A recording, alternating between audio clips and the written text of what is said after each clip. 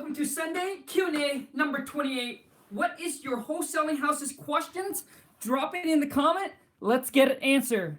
For those of you who are new to the channel, I'm doing a Q&A every single Sunday where I will answer any wholesaling house's question that you have, whether you do it virtually or not. Drop it in the comment. Happy Sunday, you guys. Hold on a second. I gotta get into my phone just to see all these questions. Hope you guys are having a good Sunday. Holy smokes, we already got one thumbs down. Okay, so Tyrone Real Estate Investor. Happy Sunday. What up, buddy? Who else is out there? Let me know where you're coming in from. Also, too, I just want to give you guys a quick Sunday motivation here. It's letting you guys know that wholesale to freedom. What up? Happy Sunday. It's to let you guys know that, take each day at a time. All right, each day at a time. It seems like here's a big mountains that we got to climb, and each and every single day, it seems like you're doing, it seems like you're doing something, but you look at the mountain and you'll be like, oh man, I don't think I'll ever get there. All right. So, you guys, when I first started, my wife and I first started, that's exactly what I felt. 6 months into the business, right? 6 months into the journey, I'm doing everything I can. I'm cold calling. I'm sending in offer. We're sending out our marketing. We get incoming calls comes in, and nothing seems to happen, right? 6 months I go, we spending money on seminars, plane ticket, hotel, right? Money was going out. For 6 months, nothing happens. We're going at it each and every single day. Nothing happens. And my confidence and my belief just goes down and down and down and down. But the thing's what keeps me going is I know that if I stop now, I will never get to where I want it to be. If I stop now, I'll never get to where I want it to be. And also, too, is I listen to so many success stories of people that have accomplished their goal in this business, that how they were able to make it happen, whether, So I just want to let you guys know that don't stop now. If you stop now, you never get to where you want it to be. All right. And if you, and then don't dabble, right? Don't look for, pick a business, pick a career, pick a path that you want to go down and just stick with it. That's the key, guys. It's just to stick with it and believe that you are going to get there if you keep on going. It's like, it's like if you have a big bucket, and then you get a drip of water, right? And it seems like that drip of water, it just keep on dripping. At first, it felt like, man, the bucket is never going to get full, right? It felt like it's never going to get full. But I promise you, and we all know it, if that drips, keep on dripping, one drip at a time, the bucket eventually going to get full. It's going to get filled up. But if it stops dripping, then obviously it's not going to get filled up. All right, you guys? So I want to let you guys know that whatever you're doing, whatever your hurdle that you are going through, just keep on going, keep on pushing, and eventually, one day, it's like one step at a time, and just put your head down. Don't look at the mountains. Just put your head down, and then one step at a time, and I promise you, one day, and that's exactly what someone told me when I first got in, and I said, oh my God, dude, I'm never going to get there, man, right? But that's what they said, right? And I was like, oh man, it sounds great. It sounds great. Thanks a lot for the encouragement. Thanks a lot for the motivation. But man, it feels like forever, right? It feels like, man, I'm not going to get there. But you guys, and then all of a sudden one day, I look up and I say, oh my God, right? I'm already doing my first deal. I'm already doing my 5th, my 10th, my 20th, 50th deals already. All right. So I want to let you guys know that it is possible. You don't need to have a high school diploma. You don't need a college degree. You don't need a high IQ. You don't need so you don't need all of that. All you need is what it is with inside of you. It's the willpower to make it happen. All right. And I remember, let me see here.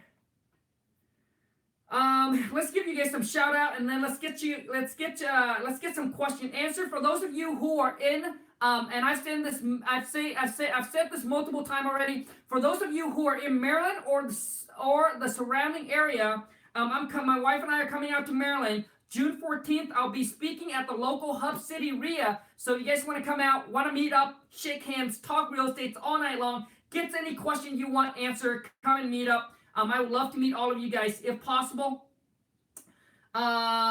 and it's I'll make sure I'll leave the link in the description. It start like at 5 o'clock and it end like at 9 or 10 o'clock or whatever. Luxury Listing LLC. Happy Sunday. Hi Khang, I have a property under contract asking for 190. I used iComps and Redfin for comps square footage. For comps square footage 4,237. Burning Tree. Okay, so it's 4237 Burning Tree Drive. 19 data total square foot. I use Redfin and tax assessor. I want to know ARV. Luxury, that should have been in yesterday deal or no deal. So today it's just a Sunday Q&A, a quick answering questions because I want to go through this here because of the time that we're limited. So I'm sorry, but if any deals that you're working on, bring it to a Saturday deal or no deals. That's where I'm going to help you analyze and evaluate it. Mikey, Lapa TV. Happy Sunday. Smash that thumbs up. That's right, James. James, happy Sunday. Los Angeles, nice, man. Jin, what up, buddy? Oh, man, Jin is... the thumbs down, you're funny, man. Tita Ma, should ARV be based on an average across 3 to 5 comps, or we can determine the ARV based on the higher of the comps? One that comes with all the nice kitchen, tap, flooring, roofing, etc. Okay, so Titama. I hope I pronounced that right. Titama. So how do you, should ARV be based on an average across 3 to 5? Okay, so the ARV, you want to get an ARV from like at least 3, if you can, 3 or more different property that are similar to the one that you're looking to put an offer in, but you want to make sure the ARV that you're looking at properties that are in perfect condition, that are updated, which mean they have granite countertops, stainless steel appliances, tile surround sound in the bathrooms, flooring, like completely updated.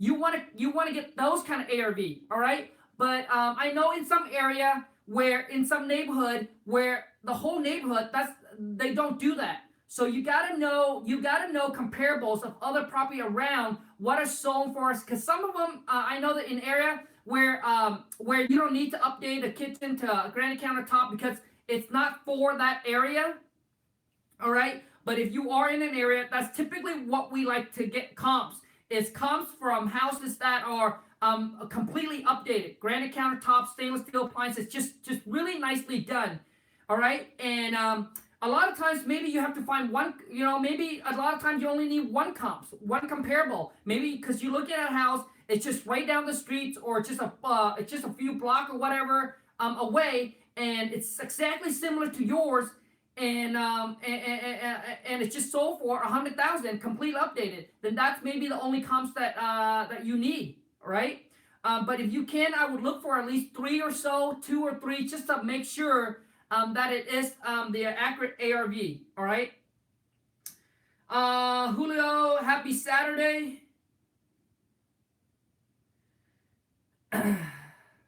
1044 East Glen at I got 174 ARV, but every realtor and seller is telling it's only about 160. Help, please. I have it under contract and I need to sell it in 15 days. I got it for 100. It needs 20K. So let me see here. To you guys, today it's not a deal or no deal. So bring your deal on a Saturday. Today, just a quick Q&A because I want to get through as much question as I can. So we just go with 160 minus 30%. That puts you at 112 minus the 20% in rehab, which means you have to be lower at 100. You got to be down at like 92,000. But let me see what your question is. 160 help. Every realtor tells me to sell for 160. So yeah, so at 100,000 is too high unless you have buyers that are willing to pay you that only needs the 20% or 25% discount, not a 30%. If they're going to buy it at a 30% discount, then your offer, then what you have under contract is too high. So you have to go back and renegotiate with the seller.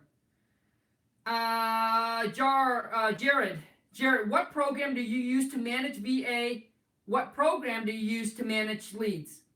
Podio and Skypes. Luxury list. Okay. Yes, yeah, yes, Tyrone Real Estate. This is not a Saturday deal or no deal. You guys, this is just a Sunday Q&A, quick questions. I want to pop through all these questions as much as I can. Um, the real DJ Smooth. I'm sticking with it, but it has been extremely hard to find cash buy in um Augusta, Austin, Georgia. I can't even pronounce the city.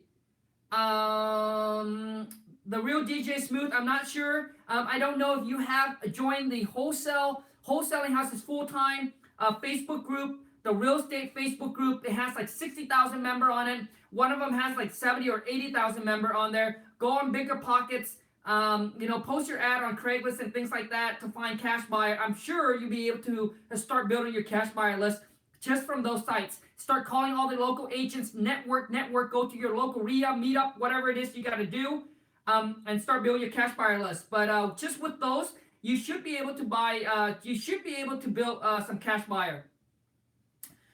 James, hey Khang, do you know anything about LA market? I'm just starting to take actions.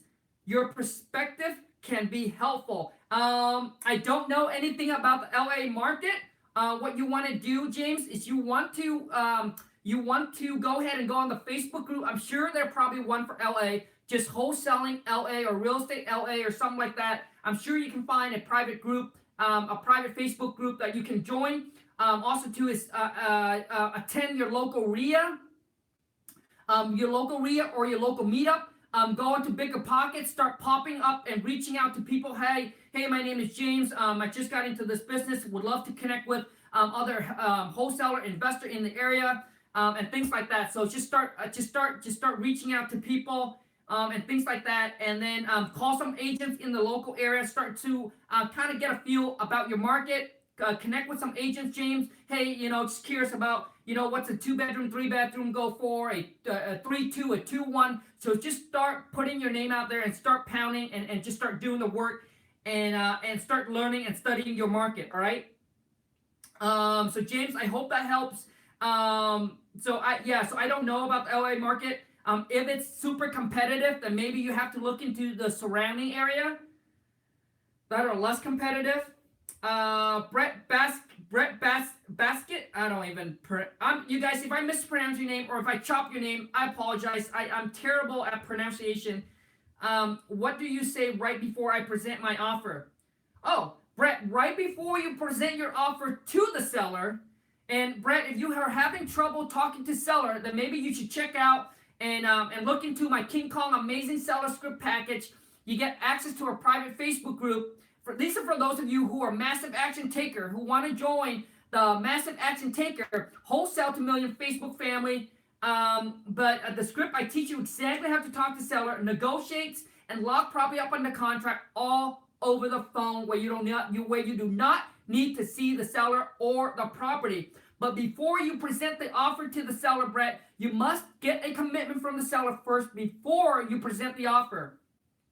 So I typically say, if you were the seller, then before I present the offer, I would say something like, before I even start the conversation, I would say, Brett, so basically my job, I'm going to go through and verify all the information, make sure we have this correct, all right? And we're not, make sure we have all the information on your property that we have is correct, so that way we can come together to, so that way when we present you with our cash offer, hopefully we can come together to an agreement on a price that work for you and for us and be able to buy your property today. And before I present the offer to the seller, I must let the seller know that if I can get the approval purchase price for that amount.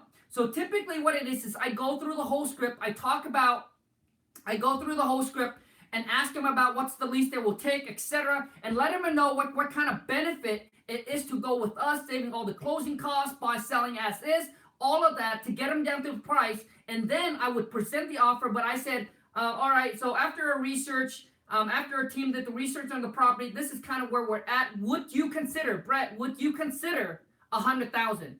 So I would say, would you consider? Because I want to leave it open-ended as a negotiation. Because a lot of times you guys got to understand, most of these sellers or I would say some of these sellers do not know that they can negotiate. They thought that typically they get a price from you, they get a figure from you, and that's it, right? That's it. Whether they take it or leave it. So I would always say, would you consider? Because I wanted to let them know that would they consider this or maybe a different price, right? So you want to leave the negotiation open.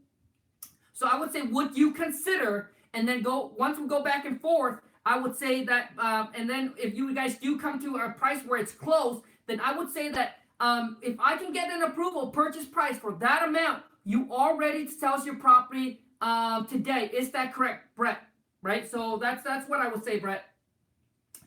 So typically, you guys, in my Amazing Seller Script package, I'll give you guys all the tips and tricks to talk to seller, to negotiate on the price, to get them to come down, to get them lock up over the phone, where you do not need to go out there to see them or see the property. And a lot of times, most people are having trouble pitching, but can't close the deal. All right.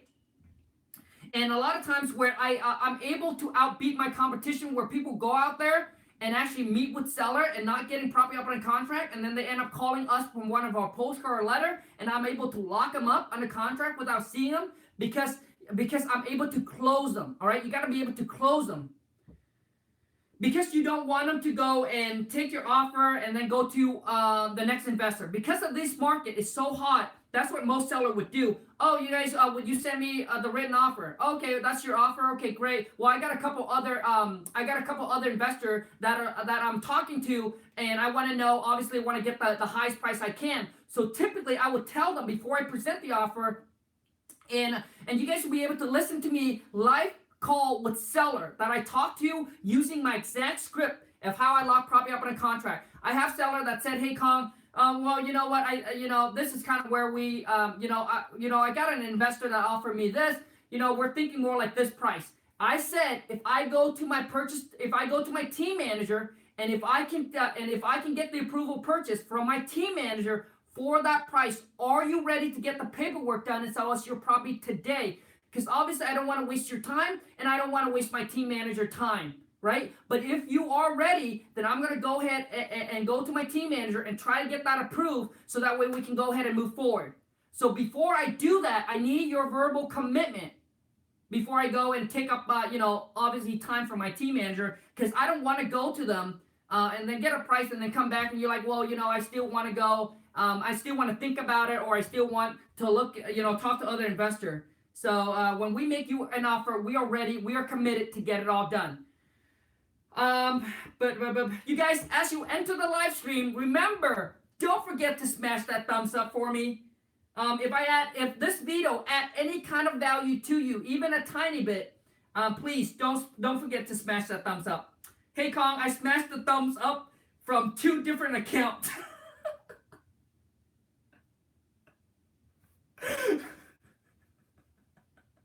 Oh man, this is. Thank you so much. I appreciate that, but man, that cracked me up. This is coming from, and obviously I can't pronounce it. UTOPIAN Properties LLC. Thank you so much. OB1TV, King Kong, what up, buddy? Happy Sunday. I found some nice contract on Bigger Pockets. How do I go about making them legit? Also, what's the best way to go about earnest money? I don't necessarily have 400 to 500 to put down. OB1TV, to be honest, if you know how to talk to the seller, if you deal directly with the seller, you can put $10, $5, $1.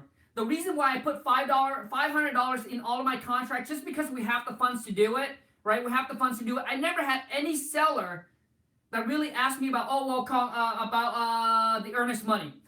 All they do is they just see in there the purchase price, the closing date, and typically before we send our agreement out, and I teach all of my VA, and I teach it in the script, before we send our contract out to the seller, we always want to make sure we give them the peace of mind. We want to reassure them that everything we talked about and agreed upon is in the agreement. If you have any question or concern, please do not hesitate to give us a call. We are going to close with a title company so everyone is protected, making sure that you as a seller, you getting the money that we agreed upon, and us as a buyer, we get the clear title to the company or to the property. All right, so typically I reassure them before I send them out, and typically, typically they ask for 3 or 4 days, but man, we get our contract signed back within 1 or 2 days. All right. So you want to reassure them, and they never ask about the earnest money. Don't bring it up, all right? You don't need to bring it up, right? You don't need to bring it up. A lot of times people ask because you brought it up. Oh, so how much earnest money are you looking for? Like, you don't need to ask them, all right? So don't worry about the earnest money. It can be $5, $1. It has to be some kind of an exchanging money. As long as there is, then the agreement, the contract becomes legit. So it could be $1, $5. I've had people put $1. All right, you guys. So don't think like you have to have a boatload of money to be able to do this business. Werner, Warner, Werner, Quiroga. What up, buddy? Hey, Khang, I'm a big fan. Oh man, thanks, buddy. Happy Sunday, Mike. Yeah. Oh man, what up? I'm just gonna say your first name. What up, Mike? Happy Sunday. Team Adopt. Does anyone, happy Sunday, does anyone know what dialing system is recommended for cold calling? I'm not sure exactly what you mean. We use Carrel. Hey, Yana, earnest money deposit have to be that much? I put 10 on my current deal. $10 good to me.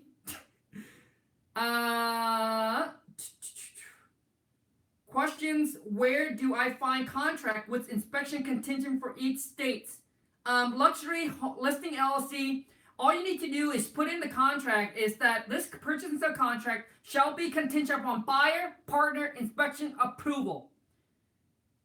So that's what we have, and we have other contingent in our contract, which is also part of my King Kong Amazing Seller Script package. If you guys are gonna buy it, I put in there all the contract that we actually use and have all the contingent and clause in there to protect us all the way up to the day of closing if we needed to back out. The real DJ Smooth. Anybody working out of Georgia? There you go. Oh man. So basically, I'm busting through these questions, you guys. Khang, what is the difference between inherited property and probate, and how can I find the inherit list? I know my county probate office has a probate list. Yes, you can get it as your county, or we buy our list from U.S. Leeless. I'm looking to wholesale ASAP, and I'm also a realtor, but the purchase and sale agreement should. This comes from Warner. I'm looking to wholesale ASAP, okay, and I'm also a realtor, but the purchase and sale agreement, should I get it from the title company that I be using all online? Well, the thing is, Werner, I know that since you are an agent, I don't know if you have to use the purchase and sale agreement.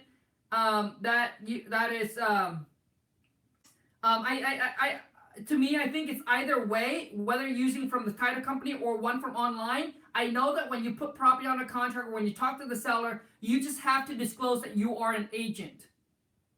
Hopefully that helps. Just make sure that any contract you use, they have a contingent in there to help you, to protect you, to give you a way out in case you don't move forward to buying the property or you can't find a buyer for the property.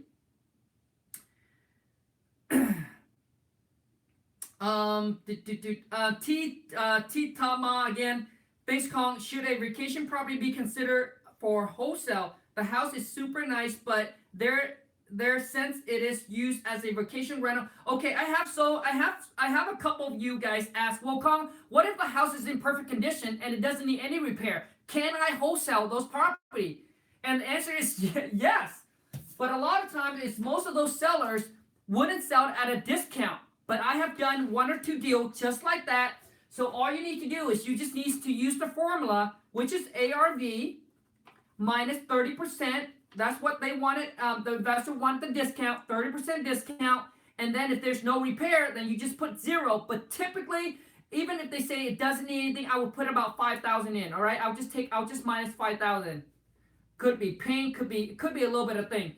Minus 5,000, and then that should be your offer price. So what? So if it's 100, so if the house is worth 100,000 in perfect condition, you minus 30%, so that puts you at 70,000. And they said, oh, the house is in perfect condition, it's updated, it doesn't need anything.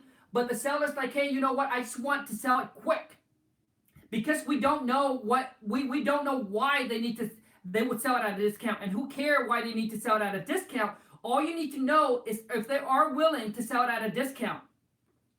But obviously, when we talk to the seller, we want to know what's the reason why they are selling. All right. So a lot of times, even if it's in perfect condition, but the seller has a reason why they would sell it at a discount because they need that fast money cash right away.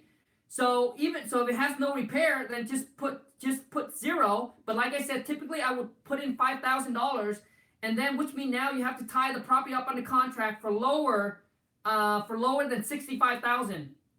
All right, because if I take 100 minus 30%, that puts me at 70,000. And if it only needs minor, if it's in perfect condition, if you minus zero, then which means you have to get it locked up in a contract for less than 70,000. So let's just say you lock it up for 69,000, which means you can send it out to your cash buyer for 70,000, and your cash buyer would come in, buy it at 70,000, pop it on the market, and list it at 100. They don't need to put in any kind of a repair. Hopefully that makes sense. Oh man, hopefully that makes sense. Sorry if I go really fast, you guys. I just want to make sure because there's a lot of questions. Oh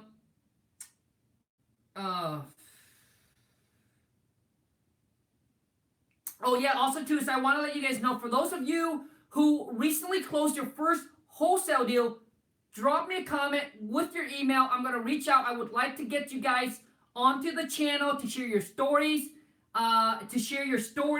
How you got your first wholesale deal done. So would love to get you guys onto the channel, all right? Onto the channel to share your stories. So if you recently closed your first wholesale deal, drop me a comment. Let's get you on. The purpose of it is to inspire and motivate those that are just starting out or that are just haven't seen the result, haven't got their first deal yet, okay?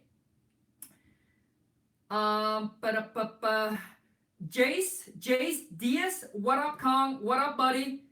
Snack, probably SNACS. I tried. I gave them $300, what we agreed on, and they still did not leave.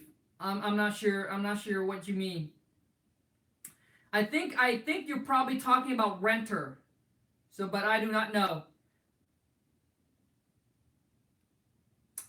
Brett said, thanks, Khang. I had a phone call yesterday and every fish got away.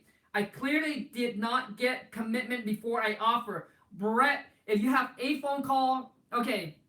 Brett, let me share something with you, Brett.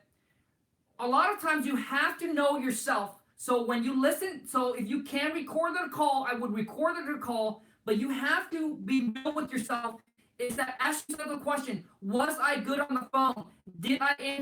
Was I good on the question that are answered? Did I answer all the other questions and things like that? Because Brett, when I first started, I was spending $510,000 in marketing, and I get a bunch of call comes in, but I was not able to convert any of the leads into deals.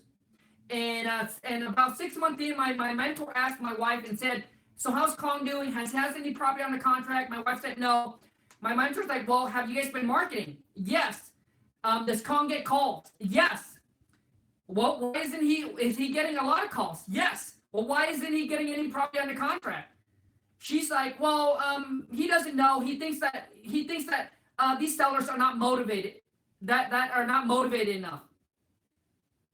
Okay, my mentor said, no, I think there's something wrong. If you talk to X amount of seller,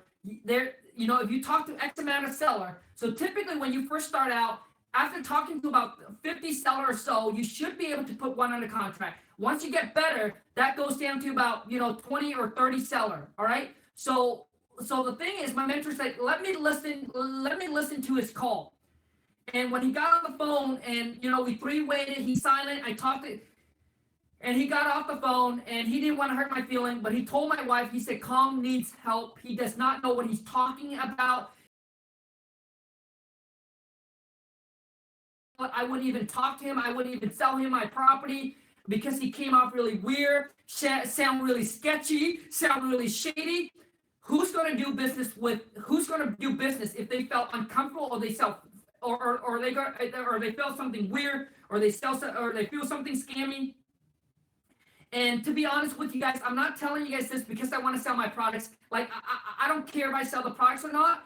But the thing is, what really helps me skyrocket my business is when I know how to talk to seller.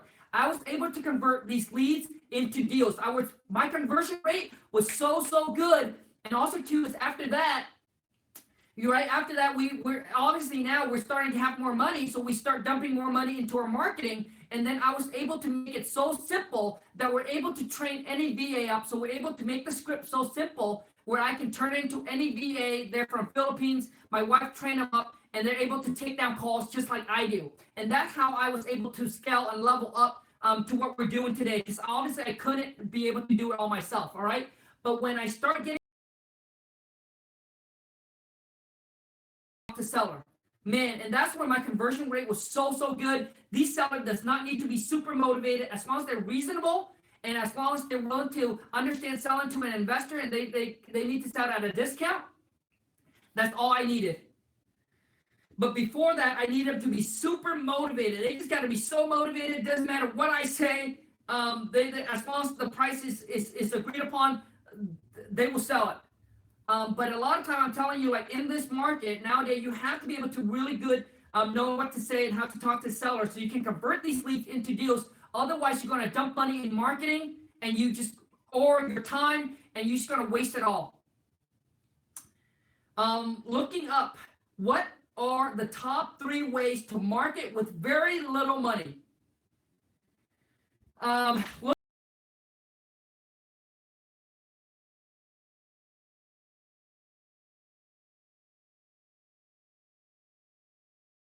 Specific, but it's about the consistency.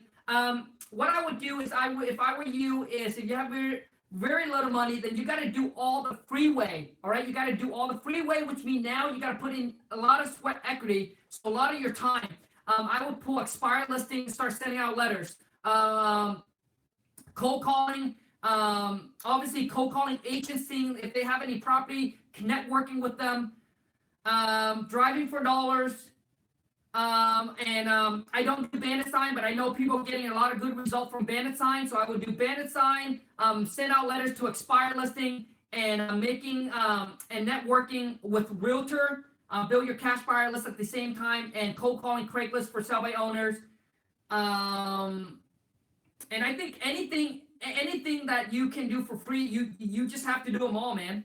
All you need to do is just make sure you break out per day. You break out your schedule. Like Sunday, all right, I'm going to drive for dollars.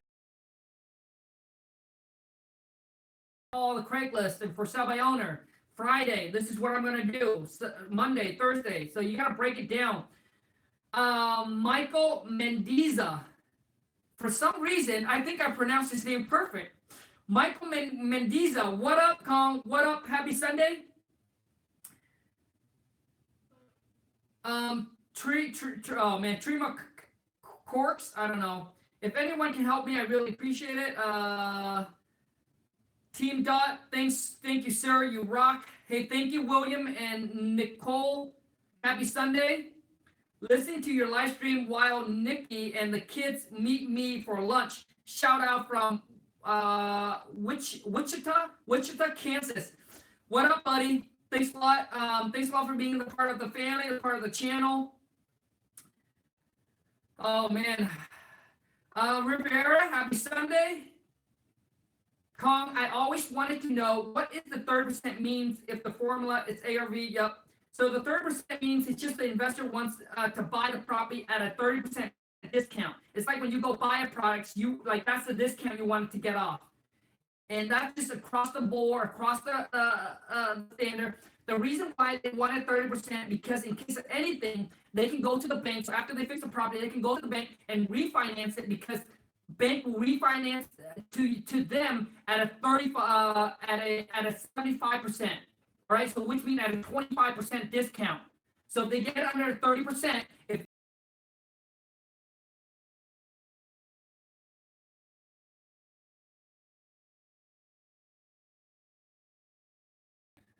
um William Nicole, how do I get them to sell lower? Well, the thing is, William Nicole, there is a certain way to talk to seller and to get them to drop price. You just have to be able to ask the right questions, and that's what I do teach you in my King Kong Amazing Seller Script package. If you're interested, it's $4.95. It's a no refund, no exchange, but you also get access to my private Facebook group. And I actually have some of you guys ask me questions. So when I go to the Facebook group, can I ask you questions? Is other people on there is going to help me out? With help me with analyzing my deals, etc. And I don't want to overpromise anyone anything. All I know is when I first come out of this package script deal, because that's pretty much what I sold. It's all my contract, the script, and then I provide unlimited live seller calls that I talk to seller using the exact script, and then, so many of you ask about, I'm so happy to kind of see the community that we have created on our private Facebook right now. Everybody in there is helping each other out. Everybody on there is on the same path. Everybody on there is having the same goal. All right, is to get to their financial freedom. All right, and everybody has their own goals, have the same path, like-minded, same mindsets, wants to be able to succeed in this business. All right, and everybody on there is just like you. If you know, would you help someone else that have a questions, and if you know the answer to it, would you help them out? And the answer is probably yes. And that's exactly what everybody is on the group. Is they whatever they know, and if you have a question, if you're stuck, you need a deals to be analyzed. You have a seller that calling you back, you don't know what to say, how to get them to drop price and blocks. All right. But I promise you that once you listen to the script, once you have the script, you know exactly what I'm talking about, and you know how powerful it is once you start talking to the seller, and then they just start dropping price. And once you lock the property up in a contract over the phone, you know that this business is unlimited because you know that you can do it in virtually anywhere in any state you want. All right. 661 Rick, when you started and did your first contract, did you put your name on it or else this here? Because everybody knows it, is that real estate creates the most millionaires compared to any business out there. And this is the path that we are wanting to go down to. All right, we're wanting to go down, and we have made a commitment already at the beginning that we are going to do whatever it takes morally, and we're going to stick with it until we make it. So yes, we got our website. We created an LLC. So when I go, I put all the contract under an LLC, and it only costs about $500, you guys. And if they ask anything, just say that's just pretty much for accounting and for our tax purposes. We've already. Hey, what up? Happy Sunday. Let's get here. Delano Johnson. Hey, buddy. Happy Sunday. Hey, Yana, can you talk a little about the multi-units you own? Yes. So basically we're taking all of our money and we dump it into rental property. I do not buy single family as a rental. For us, it's at least a duplex. All right. And we take all of our money from making in wholesaling and dump it into our rentals. And I'll share with you guys how to buy rental properties and have no money in it, right? So you're going to buy it, and then you're going to go to the bank, you're going to refinance it, you're going to pull all your money back out, so you have no money into your rental, but it's still cash flow, all right? Well, so which means each and every single month, after all the expenses are paid, the mortgage is paid, the property tax is paid, the property manager is paid, you're still you're still cash flowing.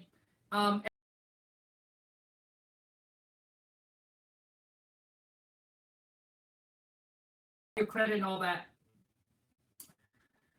Can you talk? Yeah, I mean that's pretty much. I mean, I'm not sure what else you want to know about the multi-unit.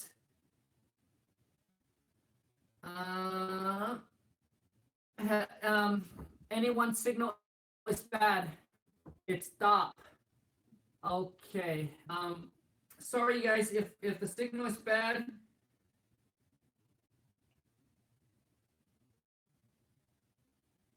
Okay, my question was, I'm stuck in a deal. I put 2,000 down, and there are squatters that will not leave. Can you please help me?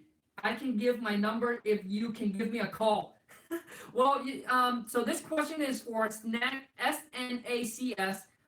I'm stuck in a deal. I put 2,000 down, and there are squatters. Well, you just now have to offer it. So the only, so you guys, a lot of times money is going to solve a lot of your issue. Is that you just have to ask them, go up to them and approach them and let them know, hey, and then have to offer them some money.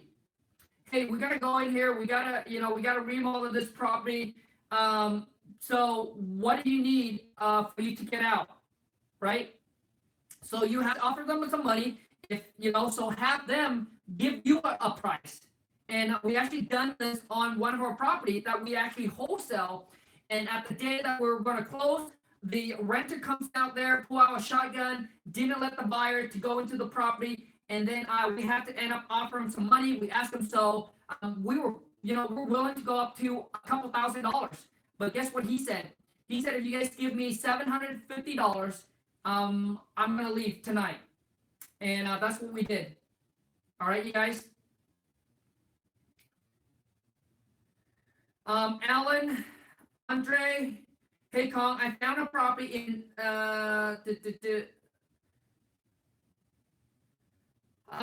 okay, so today's not deal and no deal.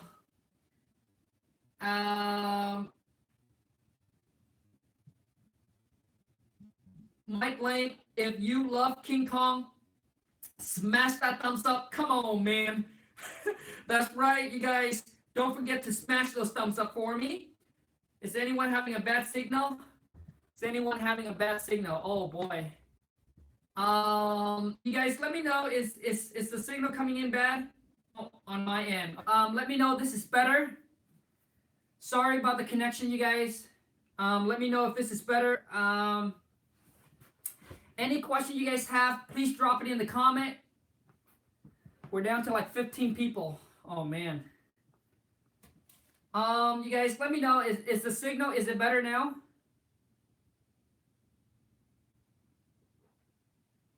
Much better. Yes. Okay, good. So it's not you guys' fault. It's actually my fault. My internet, my internet. I just need to refresh it. Perfect. Sean Johnson, perfect, awesome. Happy Sunday. Now it's better. Good. Ray, the feed is much better. How many times do you recycle that cup? This cup here, Jen? Dude, I don't know, man. But we actually go to a store and they have a whole set of cups that we can buy.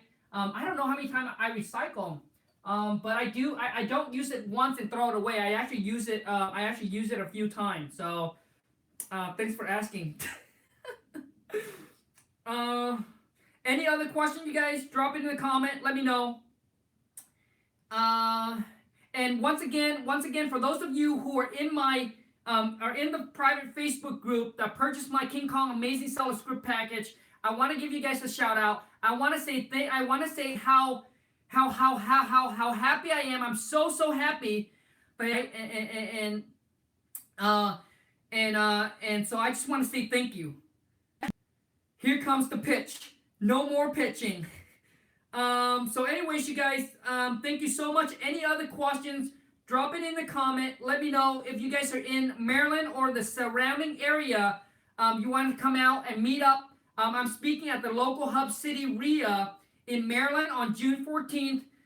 It's going to start like at 5 or 5:30, and it lasts all the way until like, I don't know, 9 or 10 o'clock. Okay, Rick, your first deal, did you put it your name, or sorry, I missed this before. We put it in an LLC. I'm sorry if the feed is chopped, I'm sorry. So 661 Rick, So my first deal, I put it in an LLC. My wife and I first. Oh boy.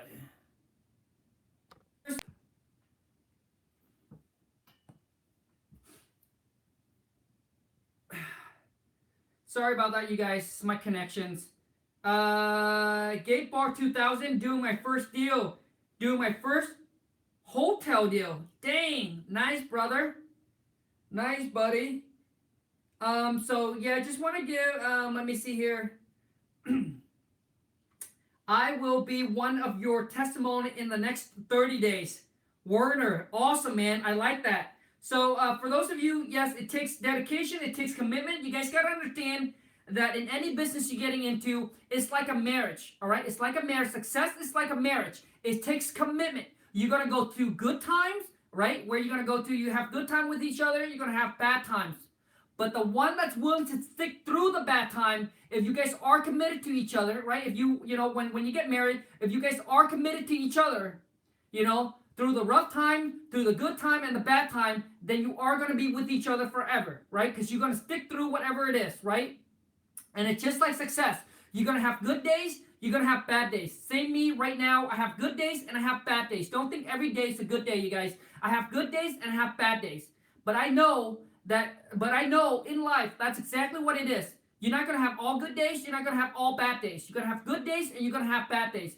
But the one that's willing to stick with it through the bad days is the one that's going to succeed. So when you are together and committed to each other, then you're going to go through good days. You know they're going to be bad days. You know there are going to be days where you're going to fight with each other. You're going to want to tear each other apart. But those that have committed and stay committed is the one that keep on working through whatever it takes to be together. All right. So I just want to let you guys know that. And anyways, I'm just going to end this. I am in a bad marriage right now with the deal. Oh man, the real DJ Smooth. I'm sorry, man. I'm in a bad marriage right now with the deal. Oh man. Yeah, man. I don't know what to say. I just gotta say I'm sorry, man. And I guess you just gotta do whatever you gotta do. And a lot of times too, as I want to share this with you guys, you guys gotta believe that everything happen for you, not against you. And you can only connect the dot by looking backward. So if you know, so when because you can't connect, you can't see when you're going forward, right? Basically, you don't see what's going to uncover what it is. So you only can connect the dots looking backwards. And you got to believe that everything happen for you to push you and get you closer to your goals or get you closer to that ideal lifestyle that you truly deserve or wanted to live. Because I'll tell you guys this. My wife and I, when we first have a little kiosk in the mall, and the day that they told us that they're going to shut us down, it was, we thought it was the worst day of our life. Right? Because we already put so much money into buying inventory, and all of a sudden someone tell you have 30 days and going to kick you out, get out of here, and we have putting all of our money into it. The holidays around the corner, and we thought that we're going to make a lot of money, etc. And all of a sudden they gave us 30 days, tell us to get out of here. And if it weren't for that, we wouldn't commit and we wouldn't look into another venture, which is real estate, which is the business we're doing now. And the amount that we make from that in a year, now we're able to do it in a month, right? I was working at a company making $30,000 a year, and and you guys gotta understand this too. Is most people say I'm tired and I'm sick of my 9 to 5.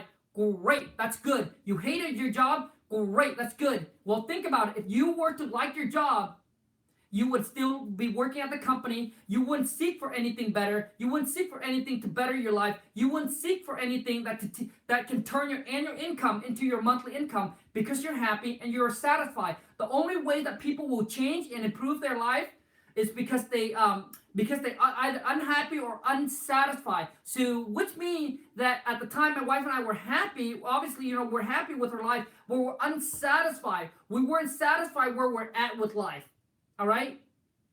So a lot of times you guys don't understand, people only change if they're unhappy or unsatisfied, all right, with where they are at.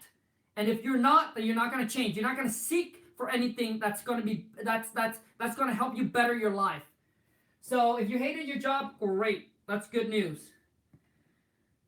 Kong, how many years you married? Oh man, my wife and I go back since we're 18. So let me see.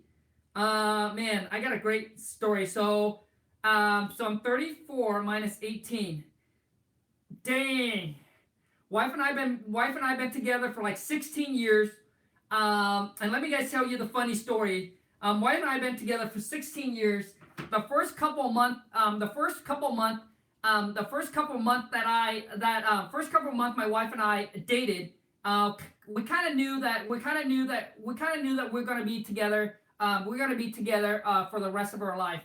Um, you know, and about like 2 months or 3 months in, I got my first paycheck, and this is before I got fired from the company, and I at the time I was giving my mom some money, and then you know, I was dating her, so I, you know, want to feel like a boss, want to feel like a baller. Got my paycheck. It was like 800. I can't remember if it's 600 or $800. But I gave my wife $200, and I said, "Here you go." And that was the first time I gave her $200. I said, "Here you go. You can go and spend it on whatever you want." And she's like, "Well, Kong, why $200? Why don't you give me your whole paycheck and I'll save it for you, or I'll save it for us?" You guys, you won't believe it, but I said, "Okay, why not?" So I gave her my whole paycheck, and from that day on, I did not carry a wallet. I only carry my driver license, where I just carry my driver. I just took my driver license and just pretty much put it in my pocket. From that moment on, I never had a wallet for for a long time, until I got into real estate. That's when my wife gave me a credit card and let me carry wallets, because now I got to go out and meet people, take people for coffee, networking, etc. But man, I didn't have a wallet for like many years. And but anyways, she was really good with money. My wife is very good with money. I don't know if I'm good with money or not. I'm probably not good with money. I never had a lot of money to know, or to know if I'm good with money or not. So the only way to know if you're good with money or not is when you have a lot of money and you decided what to spend it on. But for us, it's all about spending 10% of what we make. I don't even think we spent 10% of what we make. If we were to spend 10%, which means we have to spend about, I would say 20 to 30,000 a month right now. So that's about 10% of what we make. So let's just say 250 minus 10%. So yeah, so about 25,000 a month. Right now we're spending about 11,000 a month. So basically, this is beside the expenses. This is the shopping, the eating, the going out, the vacation, do whatever we want, and we're right now spending about 11,000 a month. So that's a lot of times. That's a majority of people. And to be honest with you, and I don't want to hurt anybody's feelings, but for those of you who said, "Oh, I don't have the money to spend in this," well, you got to first of all look at yourself, look at your financial, look at yourself, because to be honest with you, I don't believe that here in America anybody say that, "Oh, I don't have money." My wife's mom was 65 or 60 or 60 something. She's working for this company. She's making $7.50, and she's able to raise my wife and her niece, and she's able to she live in a mobile home park, and her bill was about 400. Just to lease the land was 400 a month, but she's able to raise them, to buy food, and to have money stacked away and save. How can you guys say, how can those that makes 50,000, 60,000, 40,000, how can you guys say that you don't have money? All right? Because you don't have money, because you're overspending, you're spending more than what you make. All right? You're spending more than what you make. So before that, my wife and I, we teach this to our niece and nephew. The first thing we want to teach them is how to manage your money, because basically when you have the power, you guys got to understand, it's like power comes with great responsibility. So power comes with great responsibility. So let's just say that you have the power to get any credit cards you want, and if you don't manage your money right, guess what's going to happen? You're going to get yourself in big trouble, because now you can go get a credit card that you're going to get your 50, 60, 100, over 100,000, and then you're going to spend it all. And guess what happened? Great power comes with great responsibility, you guys. So to accumulate a lot of money, it's good to know how to make a lot of money, but what's better is knowing how to manage and keep that money and then reinvest that money. All right? So, because you hear people out there that makes a lot of money, but at the end of the day, you ask them, well, what do they have to show in their bank account? Nothing.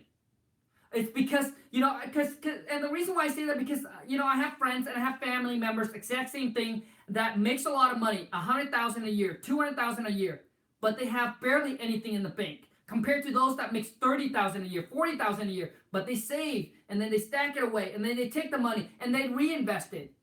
All right?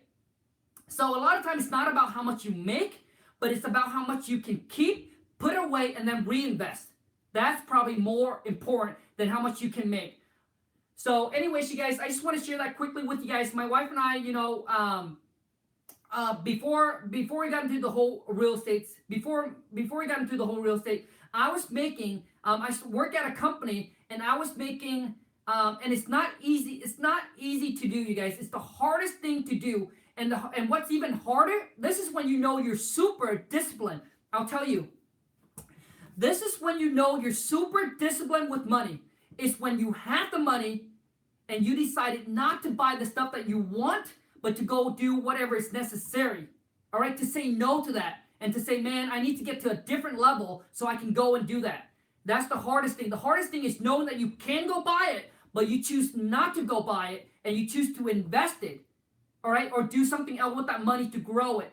So let me give you guys an example. My wife and I, so I got fired from a job, and then all of a sudden I got, I was so blessed that her family member brought me into this job. I started out making $8.50. My wife and I wanted to move away from that trailer, right? We're like, you know what? We got to get out of here. The only way at that time we know how to get out is to work hard and save. That's all we knew. We weren't surrounded by entrepreneurs. We weren't surrounded by people that are millionaires, that make a boatload of money, that can give us knowledge or teach us stuff. It was just my wife and I, everybody around us, my friend, my family member, was just regular people going to work, 9 to 5, come home, right? So, and I wasn't obviously exposed to anything like this. I was never exposed to anything like this. If I was, I would have, man, I would have soaked it up, and obviously I would have spent 8 years of my life working for somebody else, making somebody else's rich, working hard for somebody else, but not hard for for myself or for my business that I wanted to create. So my wife and I knew that the only way that we're going to get out of here is we're going to work and we're going to save. We have to save our money to get out for a down payment or whatever it is on our new place. And my wife said, I'm not going to move into an apartment. The day that I'm going to move away from here is the day that I'm going to move into a house, my own house, all right? Not into an apartment. So guess what we did? Man, we sucked it up, and it was hard, you guys. It was so hard. Living in this little shack, know that you can go out there and you can rent an apartment, living in a nicer place. But instead, we eat it, we suck it up, and then we live in this little shack, and we stay there for about 5 years, and then we build up, and then we save up some money. We dumped the money, and we were fortunate enough to bought over this business where we sell hair extension, beauty products, a little kiosk in the mall, and then that's how we just kind of level, and then got into real estate. But man, we were budgeting ourselves to $50 a month. So after all expenses, my wife and I have $50 a month to spend, and that went on for a couple years. $50. So a lot of times when we go out to eat, we either have a nice dinner or a movie. Can't be both. And we're budgeting on everything. That $50 will have to last us for a whole entire month. And guess what we did the whole time? Work, come home, eat, sleep. Work, come home, eat, sleep. Work, come home, eat, sleep. It was boring as heck. And it was boring. It was just boring, and it was hard. Right? It was hard. But we knew that we had to do whatever is needed from us to get to where we wanted to be. We didn't want to work until we're 40, 60. Honestly, at that time, we want to retire like in our 30s. And you guys, a lot of times what it is whatever focus, it's like, I'm sure some of you have heard it, the law of attraction or whatever it is. But to be honest, at that time we didn't know about law of attraction. We just knew that we just didn't want to be somebody like my mom and dad worked until we're 50. We hear people, oh yeah, you're gonna work until I retire at 40. No, we wanted to do way younger than that.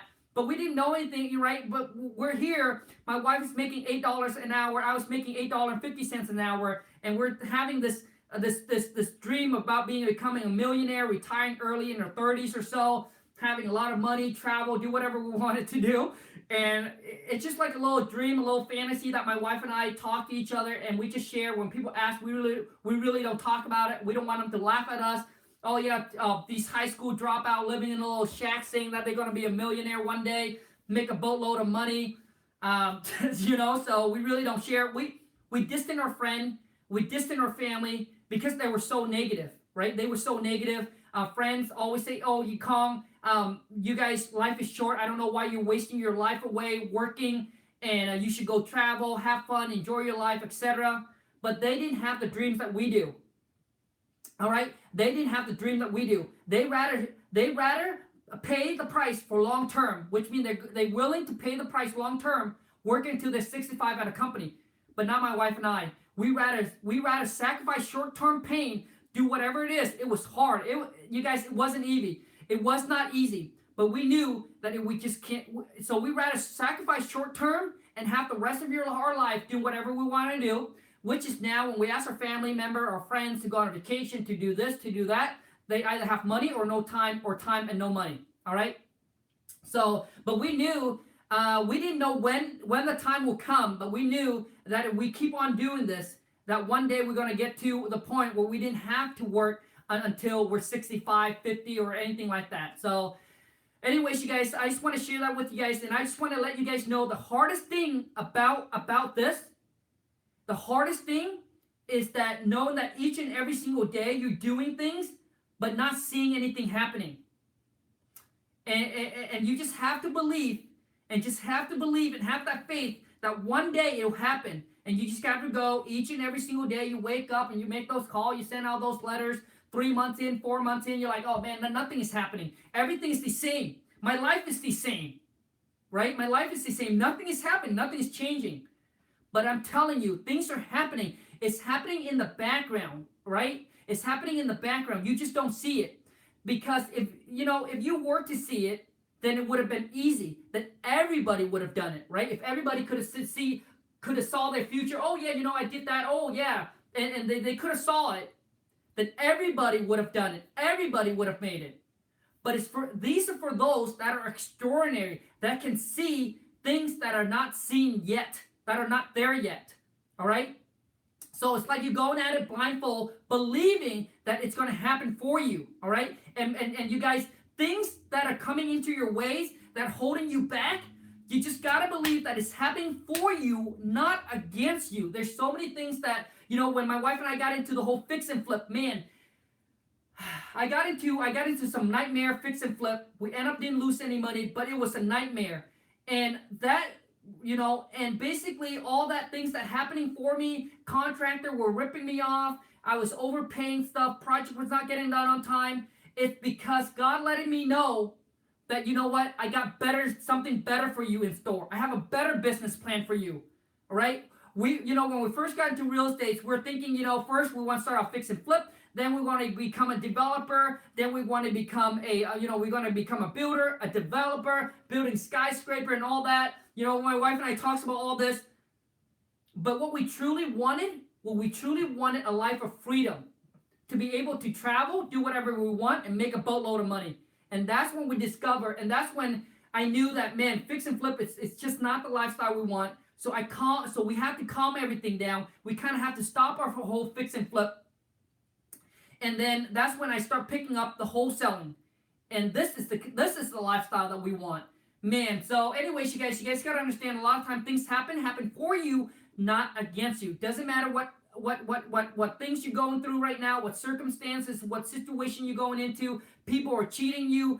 People are cheating you. People are taking advantage of you, or basically hurting you. You're in a job. They don't care about you. They don't value you. Whatever it is, remember, it's because it's happening for you, not against you. So you must look for the lights. You must look for the light at the end of the tunnel, but not look for the negative. So try to look for the positive. Oh, thank you for putting me down today. I appreciate it. Thank you for saying I'm not gonna make it. Thank you. Because you said that, now I'm gonna make it. I'm gonna prove you wrong. So, anyways, you guys. So, just letting you know that not everybody out there has the same goals, the same visions, the same dreams as you do. All right. And most of the time, entrepreneur, we always have goals after goal after goal after goals. All right. We don't settle. We have goal after goal after goal. So anyways, you guys, man, a lot of talking, man. I'm sorry, you guys, a lot of talking. I'm sure you guys have some questions here. Maybe I can answer some questions before I get off here, because I obviously want to add value to you guys. And me just talking, I don't feel like it add value. I wish I would have started with Khang. I will be continue with him. Man, and let me tell you guys one more thing. Most people, once you have the success, or maybe you're at a place where they're wanting to be, and your friend or your family say, oh man, and your friend's like, oh, I wish I was at your place. Here's the problem. You ask them, would you have sacrificed and did what I did to get to where I was? You just need to ask them that one question. Would they have made that sacrifices and do whatever they needed to do? But no. And the key is no. The answer is no. Because if they would have done exactly what you were doing, they would have got the same result as you do. You guys got to understand that. It's all about coming down to making decisions, right? Making decisions. Whether that decision is going to hold you back or it's going to put you forward. When they say, hey, we just got paid, we just got a bonus, I'm going to go on a vacation. Great. You go on your vacation, I'm going to save that money. I'm going to reinvest in my business. Oh, you know what? The weekend, I'm going to go for a trip. Great. You go for your trip. I'm going to stay here and I'm going to stay and work on my future. You guys got to understand that when people say that they wish, oh, I wish, it's like we all can do it. We all can do it. The only thing that separates the people that made it from the people that didn't is because they're willing to sacrifice. It's the mindset, all right? You guys, and the more that you guys know about this, the more when you talk to people, you understand, I understand why you were. You guys got to understand, life do not give you what you want. Life give you what you deserve. So many people say, I want this, I want that, oh, I want this, I want that. And how many people end up having it? Life don't give you what you want. Life give you what you deserve. Have you paid the price to get that or to get to where you want it? So a lot of times, you guys, it is not easy, right? It is not easy. It is not easy in any path, in any journey, to get to where you want it. It's not easy. If it was easy, all of us would have made it. All of us would have done it. But yeah, I mean, if you guys see the way that my wife and I live, when we first dated, my mom came over. You guys won't believe this. My mom came over, saw the way that I was living, and my mom cried because she said she cried, and she said, Khang, why don't you come home and live with me? We have a house, I have a room for you. Why don't you come home and live with me? Why do you have to live in this? My mom even mentioned, and I don't have any hard feelings with my mom, with my parents. I love them. Obviously, I wouldn't be here if it weren't for them. But my mom said something that really, really hurts my wife, and she said, I can't believe you're living in this doghouse. This is like a doghouse. And because of that word, my wife are so like it ingrained in her that she's like, man, I'm gonna make it and I'm gonna show them. And when you can't show them, it's the best feeling ever. And because my mom don't understand, she doesn't understand, she doesn't understand, and she doesn't obviously have the dreams or whatever or she doesn't know our plan. All right. And we know that we just have to eat it. We just have to suck it up. And we just have to do whatever it is to get to where we want it to be. And nobody knows. Our friends or family, like nobody knows. Everybody thinks we're just Colin Lawn, high school dropout. My sister even told my nephew, which is her son, when you grow up, do not be like Uncle Khang. See what happened to him? That's what happened when you drop out of school. You live in a little shack behind a mobile home park. And guess what happened now? You should follow your Uncle Khang. You should go ask him what he's doing.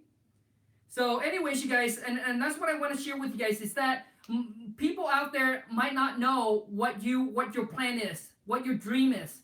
So when they put you down, don't hate on them because they don't understand. So you guys gotta forgive them. Forgive them that they don't have the vision that you do, that they don't have the dreams that you do, that they don't have the plan that you have. So forgive them. All right, you guys. So forgive them. Don't hold grudges. Don't hate, but forgive them. And knowing that this dream is planted in you because it's for you, not for them. Because God knows that you're the one that's going to do it, not them. They can't do it, so that way they don't have the dreams that you do. So, anyways, you guys, yeah, it's so funny right now when I come home, like my mom and my parents, my family, like they really want me home. They really want to sit down and talk to me and ask me questions and things like that. But normally when I go home, I just stay calm and I stay calm and trying to stay grounded, trying to stay humble, and I just tell them that it does not happen overnight. And if anybody willing to put in the hard work, the time, that you can get there too. You know. So, but anything that I share with them, they just don't understand the way that I talk. It's just don't. Let me see some more checks. The wife actually has them, Jin. But I'll definitely post some more checks to show you guys. I'm having trouble finding my first deal. What should I do? Kevin, what should you do when you're having trouble finding your first deal? Well, man, you just have to market and just have to keep on doing what you just keep on marketing and network and talk to sellers, talk to other investors. You must try to forgive her and love her. Oh yeah, Sean. I love my parents, man. I hold nothing, no grudges with my parents. I even have somebody ask me, it's been, oh my gosh, we're going at this for over an hour now. So I have somebody ask me that because the way that I was brought up, that when I first came over to America, my mom was worried. My mom made me go pick blueberries, raspberry, cucumber. I never had a summer. Right? And she work us. She work us, man. We're not out there. We're not having. I see kids out there that their parents send them to these to pick berries, and they're out there because their parents want them to, their parents want them to get, put their kid somewhere so they stay out of trouble or they can go make a little extra money. No, I was out there every single day grinding. I remember when we start 6:00 in the morning, and you know how you have those little water, the little mist, on top of the strawberry leaf or the blueberry, whatever. I remember I was, someday it can get pretty chilly in the morning, and I would pick berry where my fingers would have those lines where because because your hand was in water for so long. Do you guys know what I'm talking about? And my hands would be numb, to the point where I can't even grab another berry. And my whole outfit every single day, it was an everyday thing. Every single day, my whole outfit would be filled with mud. My whole face would cover like my whole face, my eye would be covered with dust. And every single summer, until when I came over to America, every single summer through high school, every single summer, I never had it a summer. I was always go work and pick berries. And my mom would only give me like $50 or so. We go to Goodwill, Value Village to buy my to stuff for back to school.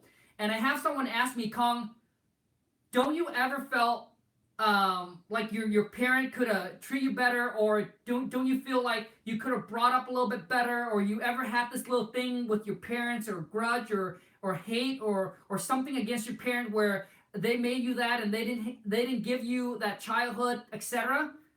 The answer is no. The answer is I'm so happy, I'm grateful that I was brought up like that, because it got me to the person I am today, because of my work ethic, right? I wasn't brought up spoiled. I was brought up knowing that whatever I want in life, I must work hard for it. And forever, I'm grateful for my parents to brought me up like that and to raise me like that. Is because I got the result that I want. You guys gotta understand, it's all about the outcome. If you're happy with the outcome, then yes. If you're not happy with the outcome, then you need to change it. But because I was brought up with parents like that, it shows me that whatever I want in life, I must work hard. Nothing comes to life easy. Nothing comes to you easy. And there is never something for nothing in life, no matter what. And if you have met somebody that gives you information that helps you for free, that is the person that you want to probably, man, you want to cherish. You want to, that person forever. So, anyways, you guys, I'm going to end it. Thank you so much for every single one of you guys for being here with me live. I know that, it takes commitment, dedications to actually stay tuned and listen to me here, jibby jabby. I appreciate it. Thank you so much, you guys. You guys are the best. Obviously, we weren't grow to the channel we are today if it weren't for you guys' help. So I'm grateful, I'm thankful, and you guys, thank you so much. I'll see you guys in the next video. Take care, and have a good one, you guys. Bye.